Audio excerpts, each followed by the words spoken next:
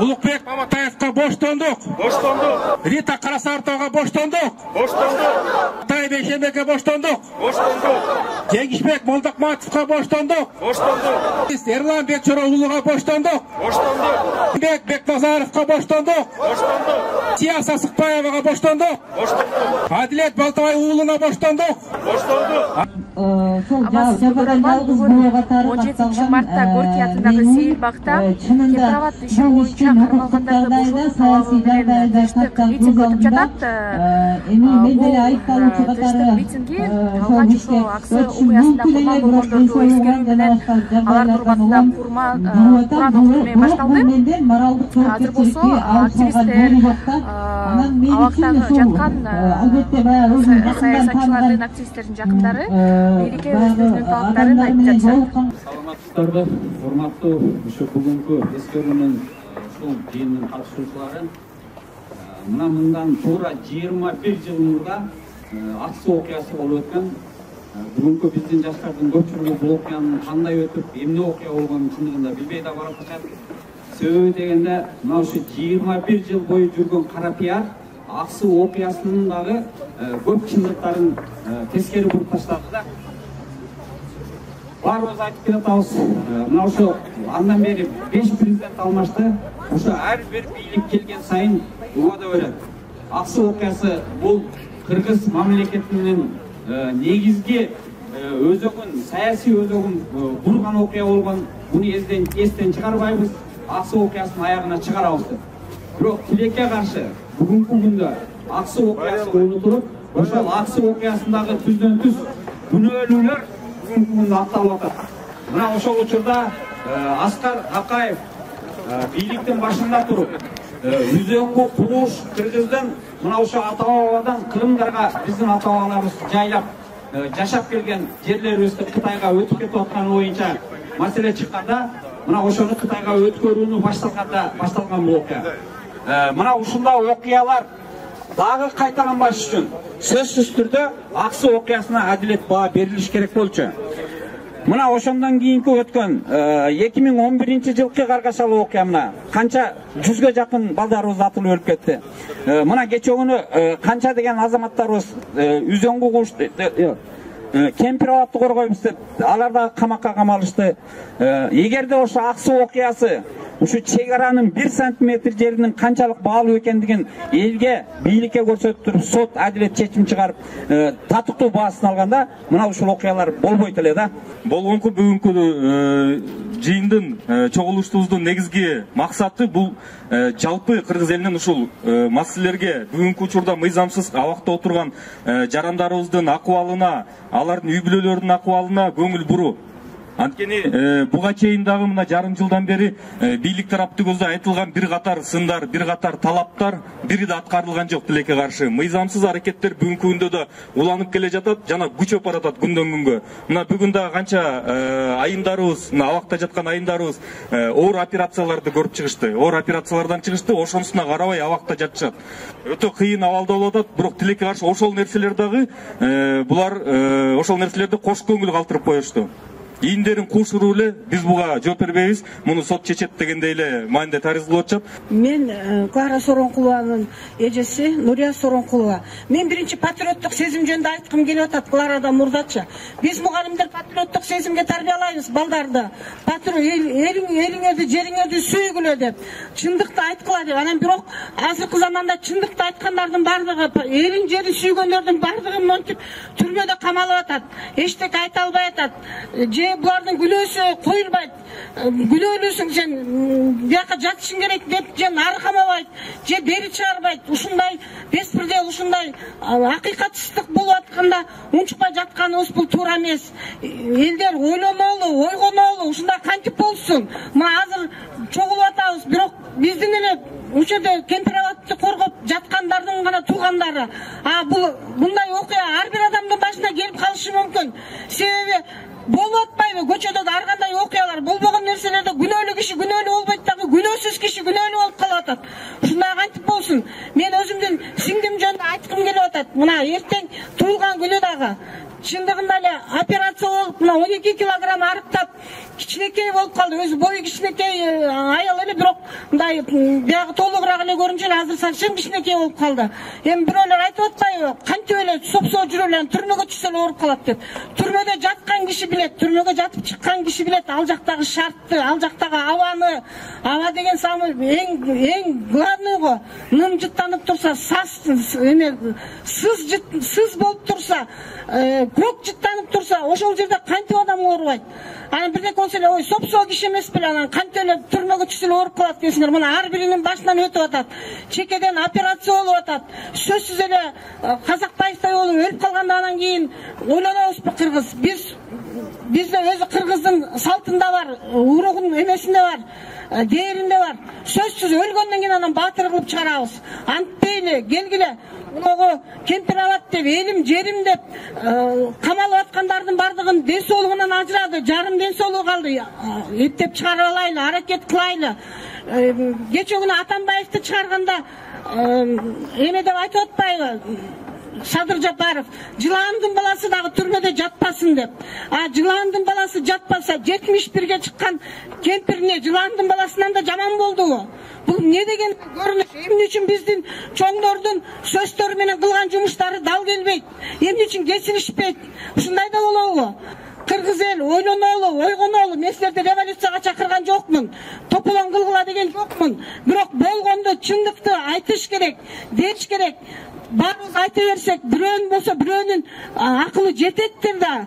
Бийликте бир 3 киши отуруп алып эле бүт Кыргызстанды тополон кыла берсе болобу? Ушул мен айтарым. Мен сиңдимдин состояниясы аябай начар. Кудай сактасын. Кудай деп турабыз. Жакшы отура албайт, жакшы тура албайт. Операция болду. Операцияда адам жарым жан болуп калат. Бакиевдин, Атамбаевдин, Жээнбековдун тагдырынан булар сабак албай жатышат. Ким бийликке келсе, биз өлкө келди деп ойлошот. Президент досу баласына, туугандарына бийликти өткөрөбүз деп ойлойт. Андай болбойт. Ага кыргыз эли чыныбайт. Кыргыз эли эч качан мындайга макул болбойт. Ошондуктан азыркы бийликке келгендер эшиң барда этеңи жый деген кыргыздын макалы бар. Убагы келгенде булар да кетет. Бирок мен каалабайт элем. Бир төңкөрүш менен кетишин. Ошондон булар ойлонуш керек. Бетеге кетет, бел калат. Бектер кетет, эл калат дейт. Кыргыз эл эч жака кетпейт. Кыргыз эл ар дайым Кыргызстанда ээ болот. Бүгүн кабыл отургандар булар бошондукка чыгышат. Сөзсүз чыгат, булардын кылмышы жок. Ошондуктан ушул жерде чогулгандар, башыңарды бийик көтөргүлө, айрыкча жаштар. Бүгүн кабыл отургандар менен биз сыймыктанышыбыз керек, айрыкча биздин айымдар менен. Энебиз Ашаат Байна Сазыкбаева менен, Гүлнара Жоробаева менен, Клара Соронкулова, Рита Карасартова, Перизат Суранова, Оразайым Нарматова менен, жана биздин мырзалар менен биз сыймыктанабыз ар дайым. Бүгүн балдары ыйлап жаткан болсо, бул балдар эртең сыймыктанышат, булар тарыхта калышат. Ошондуктан бул жерге келген жаштар, айрыкча келиндер, мен силерден суранам, өзүңөрдүн күйөөлөргө силер сыймыктанышыңар керек. Келечек Кыргызстан силердин колуңарда. Булар баатырлар. Ошондон дагы бир жолу айтам. Биз сыймыктанабыз. Азыр кабыл отургандарга боштондук. Жерди сүйүү деген кылмышпы бул? Жерин берилмесин деген сөз кылмышпы? Ар бир адам өзүнүн огородунан комшусу бир метр жерин бесип кетсе, ошондо ич ачышып, ошого деле каршы сөз айтат го. Ошончолук эмеспи жер бир? Эми өзлөрүңүздөрдүн мүдөлөрүңүздөргө жеттиңиздер.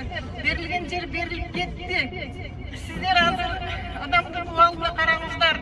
Мына ошо түрмөдө жаткан, Кемпирабад боюнча түрмөдө жаткан адамдардын аркасында мага окшогон картайган энелери, ата энеси, бала чакасы баардыгы ыйлап турат. Аны сиз өз башыңыздан өткөргөнсүз. жараткан насибети мынагу келе жаткан орозо айында кой берет деген үмүтүбүз бар. Анткени канча деген кишилерди кой берилип отурган, мисалы үчүн эми кечирип коеюн, эми тиги киши өлтүргөндөрдү деле мындай кечиримдүүлүк деп айтышат го. Эми кечиримдүүлүк болгондон кийин эмне үчүн бул жаштарга кечиримдүүлүк кылбайт? Булардын эмне күнөөсү бар? Мисалы үчүнчү, булар жөн гана чындыкты айтууга не кыл, анын ордунда болсом мен деле билбей калыптырмын десе, мен деле бармактырмын, может, мен деле жаран катарычы. Айбектин азыр келинчеги декретный отпускада, 5 баласы бар, ата энеси карыган ата энеси бар. Анан бирок Бишкекте келиним аябай эле кыйын, анткени жалгыз 5 баланы багыш, тем более акыркы негиздөрөгөн, ошол кичинекей балдар да аларчы. Анан ошолорду билип, эмеге деле сурануу катын жөнөткөнбүз. Азырынча ответин эмне үчүн биз Горький эстелигинин жанында турабыз? Бул бийликтин ошол тынч жыйынды өткөрүүгө каршы чыккандыгын белгисин берген. Горький менен Гемпировдун кандай байланышы бар? Тескерисинче бийликтегилер адамдардын суроо талаптарын, алардын үнүн угууну каалашпайт. Бул парта сейилбак. Биз адамдарга эс алуусуна тиги жолтоо болуп турабыз. Алар эс алганы келди. Биз талаптарыбызды бийлик айтып атат. Мисалы 23-октябрда жөнү жок жерден эле жасалма иш токулуп кармалган жарандарды эмне үчүн ушул 6 айдын жүзү болду, эч кандай тергөөнүн жыйынтыгы жок, жасалма иш козгоп эле түрмөдө камап атышат. Негизи акыркы 3 жылдан бери Кыргызстанда адам укуктары буга чейин болбогондой кысым көрүп жаткандыгын биз баарыбыз билебиз. Анткени 2020 жылдан бери Жеңиш Молдокматов жана Эрлан Бекчороолу кысымга алынып куугунтук көрүүдө бийлик тарабынан. Ошол эле 2020 жылы Конституция борбору түзүшкөн, андан соң чек ара маселеси боюнча ачык айткан, ошол боюнча дагы суракка чакырылып, андан кийин бир топ кысымдарга алынды да 2022 жылы Жеңиш Молдокматов 10 айга май айында камакка алынган, ал эми Эрлан Бекчороолу суракка чакырылган. Ал эми 23 октябрда 2022 жылы Кемпирабад иши боюнча ачык оюн айтып, Кыргыздын таламын талашып, улуттук кызыкчылыкты коргоо үчүн 26 адамды Кемпирабад иши менен бириктирип камап отурганы баарыбызга анык. Ошондуктан урматтуу туугандар, баарыңыздарга маалымдап кетмекчимин. Азыркы күндө Эрлан Бекчороолу, Жеңиш Молдокматов 150 күн жана жалпысынан 417 күн абакта отурушат. Анан бир нерсени айта кетиш керек. Мекенди сүйүү бул кылмыш эмес. Адам укуктарын коргоо бул кылмыш эмес. Бизге азыр бийлик тараптан ушул нерселерди кылгандарды куугунтук алууда, бирок тарых таразалайт, тарых билет кандай мындай аракеттер кандай жагдайга каларын. Ошондуктан урматтуу туугандар, бардыгыбыз ынтымакта болуп, оор иш түшкөндө ушундай бири ишти колдоп жүрөлү. Анан ушул Клара Соронкулова, Конституциялык соттун судьясы, Атай Бейшенбек, Кыргызстандагы кыргыз жаштарынын эң алдыңкы өкүлү. Эрлан Бекчороев, мына ушул Гемпировад боюнча кармалгандардын ушул Перизат Суранова ар бирин санап отурса, жанагы социалдык тармакта отуруп алып сооп болуптур. Элге тынчтык керек, элге мындай керек деп таягылып отургандар силердин мээңер. Мен ушуларга айтарым, ушул Гемпировад боюнча кармалгандардын 30% дагы түзбөйт да. Кемпирабад боюнча кармалгандар бул кыргыз жарандарынын, жарандык активисттердин каймактары. Мына ушуларды камап отуруштагы кыргыз бийлигине айыр алып келбейт да. Анан ушул мен ушу жыйындан чыккандан кийин камап кетсе деле кайылмын, мындай моралдык нерсени көтөрүп жүрүшөр. Ошондуктан ушул туугандарына сабыр тилейм. Кемпирабад боюнча кармалган биздин жарандык активисттердин ушул бошотулушун талап кылам. Рахмат. Биз бүгүн ушул дагы да болсо адилеттүүлүктү жеткирели деп чыгып отурабыз. Бүгүнкү күндө биздин жолдошум Эрлан Бекчороолу мынакей 5 айдан ашып калды. Эч кандай күнөөсү жок, далилдери жок, абакта отурат. Андыктан туугандар чогулдук. Биз Эрлан Бекчороолу эртерээк бошотулушун талап кылабыз. Анан ошол бийликке кайрылабыз да. Биздин балдарыбыз кичинекей, улуу кызым Эрланды алып кеткенде 3кө дагы чыга элек болчу. Балабыз болсо жаңы 1ге чыгып, жаңы гана басып аткан убак эле. Азыр мынакей кызым түнкүсүн атасын издеп, аталап ыйлаган учурларда мен эмне кыларымды билбей калам чындыгында. Эрлан үйдөгү жалгыз баккан адам эле, чындыгында биз азыр ушунчалык мындай азаптуу күндөрдү өткөрүп атабыз деп айтсам болот. Андыктан мен ошол бийликке кайрылат элем.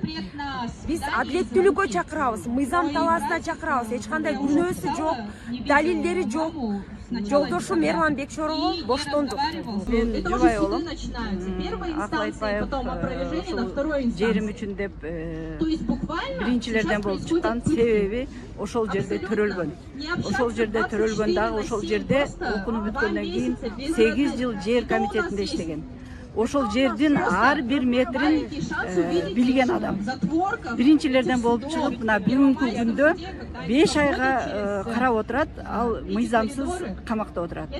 Биздин талабыбыз бүгүн ушул саясий туткундарды чыгарсын. Биздин талабыбыз ошондой. Закондуулук болсун. Бүгүнкү күндө тергөө иштери бир дагы жүргүзүлбөй атат. Биз менен эч кандай жолугушууларды уруксат бербей атат.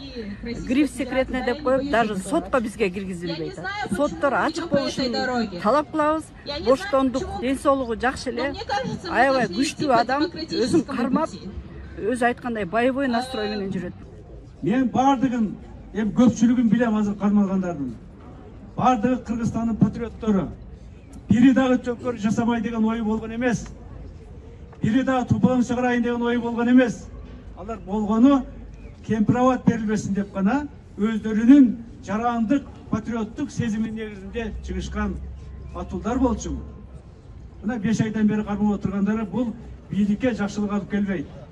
Ошондуктан мен бийлик өкүлдөрүнө, бийлик жетекчилерине айтар сөзүм, эки нерсени аткарып коюшуңар керек. Биринчи, алардын бардыгын бөгөт чарасын өзгөртүп үйүнө кой берип, экинчи, ачык сотто жарандык активисттердин катышуулары менен, журналисттердин катышуусу менен күнөөсү болсо далилдеп, күнөөсү жок болсо кечирим сурап, ошол мыйзамсыз камагандардын жазасын беришин булар аткарыш керек. Мен Ишан Жубай болом. Ошо 5 айдан бери жолдошум ошо түзөт отурат. Күнөөсү болсо же далилдешпейт, күнөөсү жок болсо кой беришпейт. Мен өзүм боюмда бар. Уже майда деп айтты меничи. Анан мен билбейм качан чыгарат, эмне болот, вообще башаламан, эч кандай мындай эчтеке жок да, жөн эле кармалып отур. Анан мындай жаның күйөсүң да, ушундай болуп атса, ушундай мындай акыйкатсыздык болуп атса, айлам жок, эмне кыласың? Менин колуман азыр эчтеке келбейт, мен только тамагын берип, ал жактан кыркырсам үнүм жетсе жетпейт да. Азаттык, Кактус жана поликлиника дээрлик бардык эркин медиаларына бийлик тарабынан басым токтотулсун. Мыйзамсыз өз мекенинен айдалып, жарандыгынан ажыратылган белгилүү журналист Темировдун жарандыгы калыбына келтирип, өз өлкөсүнө кайтарылсын. Кемпирабад суу сактагычын коргойм деп мыйзамсыз камалгандар абактан бошотулуп акталсын. Өкмөт бюджетти толтуруу шылтоосу менен карапайым калктын капчыгына кол салып, жумушсуздук, жакырчылык маалында орто жана чакан бизнестин өкүлдөрүнө кысымды токтотсун. Өкмөт кысымдын ордуна контрабанда жана коррупция менен күрөшсүн, жумушсуздук маселесин чечсин. Бул талаптар аткарылбаса, биз мөөнөтсүз тынч митингдерге чыгууга аргасыз болобуз. Бул деген бүгүнкү кабыл алган резолюция. Горький атындагы Сейил бакта саясий туткундарды бошотуу талабы менен тынчтык митинги өттү. Бул жыйын 1,5 саатка созулду. Буга 100дөн ашык киши катышты. Аягында резолюция кабыл алынып, бийликтен саясий туткундарды бошотуу, сөз эркиндигине, көз карандысыз медиаларга кысым көрсөтүүнү токтотуу талабы коюлду. Кызматта Элвира Султанмурат кызы жана Айгүл Абасанова болду. Биз менен болуңуздар.